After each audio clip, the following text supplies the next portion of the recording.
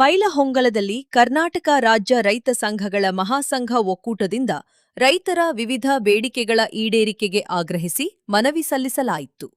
ರೈತರ ಬದುಕು ಸಂಕಷ್ಟದಲ್ಲಿದ್ದು ಸರ್ಕಾರ ತಕ್ಷಣ ರೈತರ ಸಮಸ್ಯೆಗಳಿಗೆ ಸ್ಪಂದಿಸಬೇಕು ಎಂದು ರೈತ ಸಂಘದ ಮುಖಂಡರು ಒತ್ತಾಯಿಸಿದರು.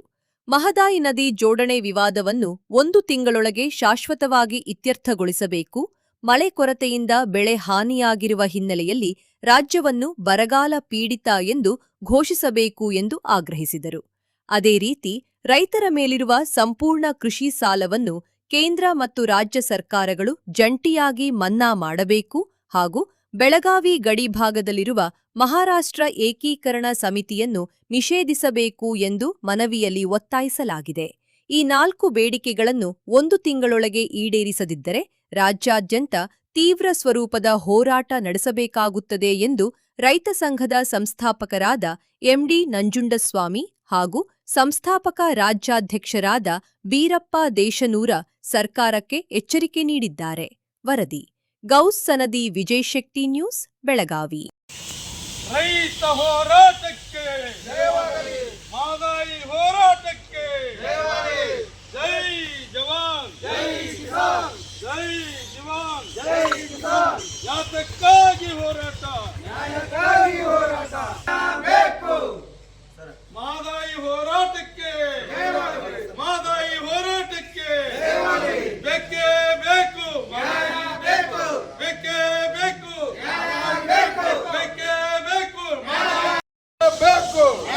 ಬೇಕು. ಮಹದಾಯಿ ಹೋರಾಟಕ್ಕೆ ಮಹದಾಯಿ ಹೋರಾಟಕ್ಕೆ ಬೆಳಗಾವಿ ನಮ್ಮದು, ಬೆಳಗಾವಿ ನಮ್ಮದು, ಬೆಳಗಾವಿ ನಮ್ಮದು. ಮಹಾರಾಷ್ಟ್ರಕ್ಕೆ ಏಕೀಕರಣ ಸಮಿತಿ, ಮಹಾರಾಷ್ಟ್ರ ಏಕೀಕರಣ ಸಮಿತಿಗೆ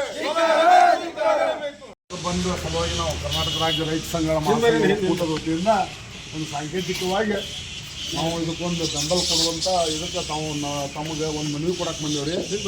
ನಮ್ಮ ಮುಖಾಂತರ ಮಾನ್ಯ ಮುಖ್ಯಮಂತ್ರಿಗಳು ಒಂದು ಮನವಿ ಸಲ್ಲಿಸಕ್ಕೆ ಬಂದೇವೆ. ನಮ್ಮ ಬೇಡಿಕೆ ಏನಪ್ಪ ಅಂತಂದ್ರೆ, ರೈತರು ಹಲವಾರು ಜ್ವಲಂತ ಸಮಸ್ಯೆಗಳದಾವ.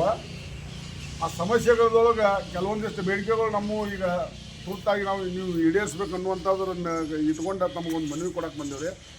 ಸರ್, ಮಹದಾಯಿ ಜೋಡಣೆ ಸುಮಾರು 46 ವರ್ಷ ಆದ್ರೂ ಕೂಡ 46 ವರ್ಷದಿಂದ ದೊಡ್ಡ ಹೋರಾಟ ಆಗಿ ಸುಮಾರು 136 ಜನ ಮಹದಾಯಿ ಸಲುವಾಗಿ ಪ್ರಾಣನ ಕಳ್ಕೊಂಡು ಎಲ್ಲ ಆದ್ರೂ ಕೂಡ ಇವತ್ತಿನವರೆಗೂ ನಮ್ಮ ಮಹದಾಯಿ ನದಿ ಜೋಡಣೆ ಆಗಲಿಲ್ಲ.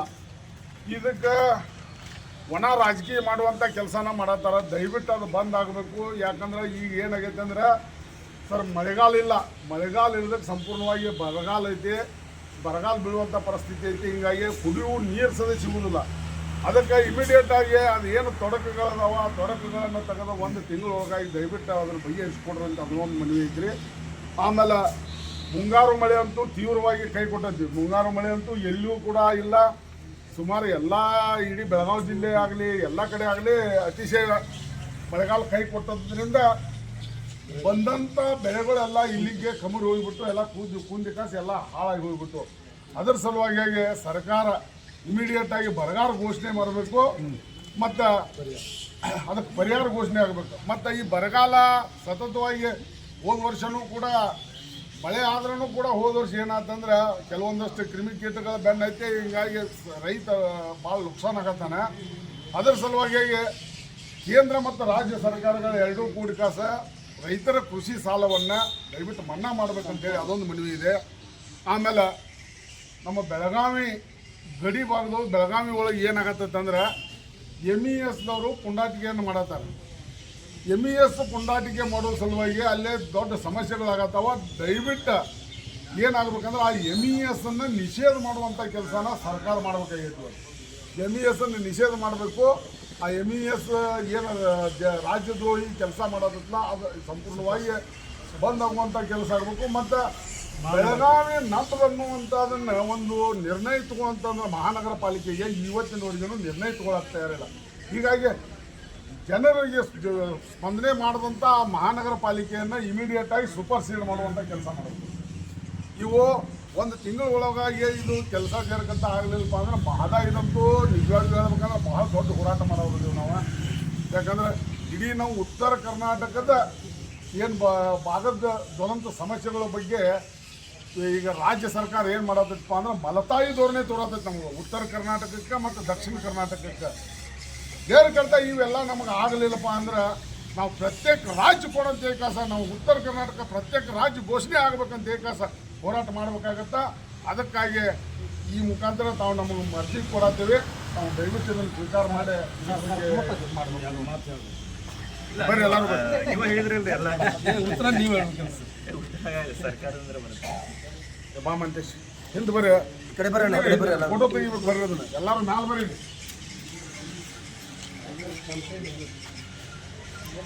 ಆದಂತಹ ಕರ್ನಾಟಕ ರಾಜ್ಯ ರೈತ ಸಂಘಗಳ ಮಹಾಸಂಘ ಒಕ್ಕೂಟವು ಇವತ್ತಿನ ದಿವಸ 13/8/2026 ಸನ್ಮಾನ್ಯ ಶ್ರೀ ಮುಖ್ಯಮಂತ್ರಿಗಳು ಕರ್ನಾಟಕ ಸರ್ಕಾರ ವಿಧಾನಸೌಧಕ್ಕೆ 4 ಅಂಶಗಳ ಒಂದು ಬೇಡಿಕೆಯನ್ನು ಈ ಸಂಘಟನೆಯಿಂದ, ನಮ್ಮ ರೈತ ಬಾಂಧವರ ಸಂಘಟನೆಯಿಂದ ಬಂದಿದೆ. ಅದರಲ್ಲಿ ಮಹದಾಯಿ ನದಿಯ ಜೋಡಣೆ ಆಗಿರಬಹುದು, ಮುಂಗಾರು ಬಹಳಷ್ಟು ತೀವ್ರ ಕೊರತೆ ಇರುವುದರಿಂದಾಗಿ ಇದನ್ನು ಡ್ರಾಟ್ ಏರಿಯಾಸ್ಗಳಂತ ಹೇಳಿ ಅನೌನ್ಸ್ ಮಾಡೋದಾಗಿರ್ಬೋದು, ರೈತರ ಸಾಲ ಮನ್ನಾ ಮಾಡಬೇಕಾಗಿರೋದಾಗಿರ್ಬೋದು, ಹಾಗೂ ಬೆಳಗಾವಿಯ ಗಡಿ ವಿಭಾಗದಲ್ಲಿ MES ಸಮಿತಿಯ ನಿಷೇಧದ ಬಗ್ಗೆ ಆಗಿರ್ಬೋದು ತಾವು ಮನವಿಯನ್ನು ಕೊಟ್ಟಿದ್ದೀರಿ. ಈ ಮನವಿಯನ್ನು ನಾವು ಇಮಿಡಿಯೇಟಾಗಿ ಮಾನ್ಯ ಸರ್ಕಾರಕ್ಕೆ, ನಾವು ಘನ ಸರ್ಕಾರಕ್ಕೆ ಇವತ್ತೇ ನಾವು ಅಂದರೆ ನಮ್ಮ ಬೇಡಿಕೆಗಳನ್ನು ನಾವು ಫಾರ್ವರ್ಡ್ ಮಾಡ್ತಾ ಇದ್ದೀವಿ.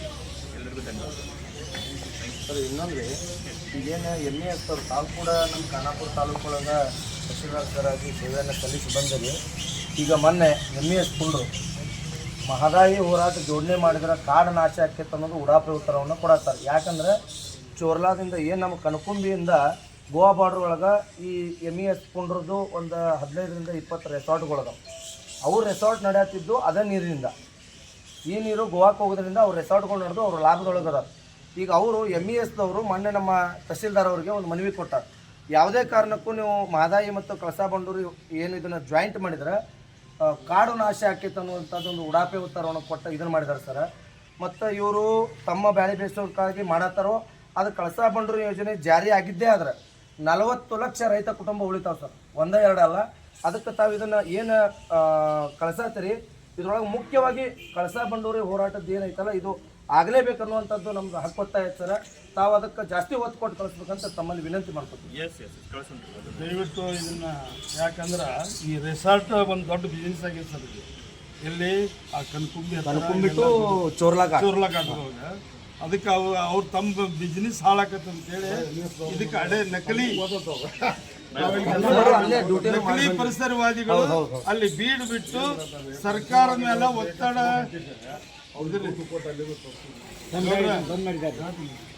ಅದಕ್ಕಾಗಿ ಇದಕ್ಕೆ ಒತ್ತು ಕೊಟ್ಟು ಇದನ್ನು ಮಹದಾಯಿ ಕಳಸಾ ಬಂಡೂರಿ ನದಿ ನೀರನ್ನು ಮಲಪ್ರಭಾ ನದಿಗೆ ಜೋಡಣೆಯಾಗಿ ಅದಕ್ಕೆ ಇದನ್ನು ಒಂದು ರೆಸಲ್ಯೂಷನ್ ಪಾಸ್ ಮಾಡಿ ನಮ್ಮ ಸರ್ಕಾರದಿಂದ ಇದನ್ನು ಸಮಸ್ಯೆ ನಿವಾರಣೆ ಮಾಡ್ಬೇಕಂತೇಳಿ ಇದನ್ನು ಮಾಡಲಿಲ್ಲ ಅಂದ್ರೆ ನಾವು ಒಂದು ತಿಂಗಳೊಳಗೆ ನೀವು ಅದನ್ನು ಉತ್ತರ ಕೊಡಲಿಲ್ಲ ಅಂದ್ರೆ ನಾವು ದೊಡ್ಡ ಹೋರಾಟ ಮಾಡೋದು ಹುಬ್ಳಿಗೆ ಒಂದು ಲಕ್ಷಾಂತರ ಜನವನ್ನು ಕೂಡಿಸಿ ಹೋರಾಟ ಮಾಡುವಂಥ ಸನ್ನಿವೇಶ ಬುದ್ಧಿ ಬರ್ತದೆ ಅಂಥೇಳಿ ಸರ್ಕಾರಕ್ಕೆ ಎಚ್ಚರಿಕೆ ಕೊಡ್ತೀವಿ. ತಮ್ಮ ಮುಖಾಂತರ ಸರ್ಕಾರ ಮುಖ್ಯಮಂತ್ರಿಗಳಿಗೆ ಈ ವಿಷಯ ತಿಳಿಸಿ ನಮಗೆ ಪರಿಹಾರ ಮಾಡಿಕೊಡ್ಬೇಕಂತೇಳಿ ತಮ್ಮಲ್ಲಿ ರಿಕ್ವೆಸ್ಟ್ ಮಾಡ್ತೀವಿ ಸರ್. ಇದು ಮಾಡ್ತೀವಿ ಇವತ್ತನೇ ಕಳಿಸ್ತೀವಿ ಪ್ಲೀಸ್ ಸರ್.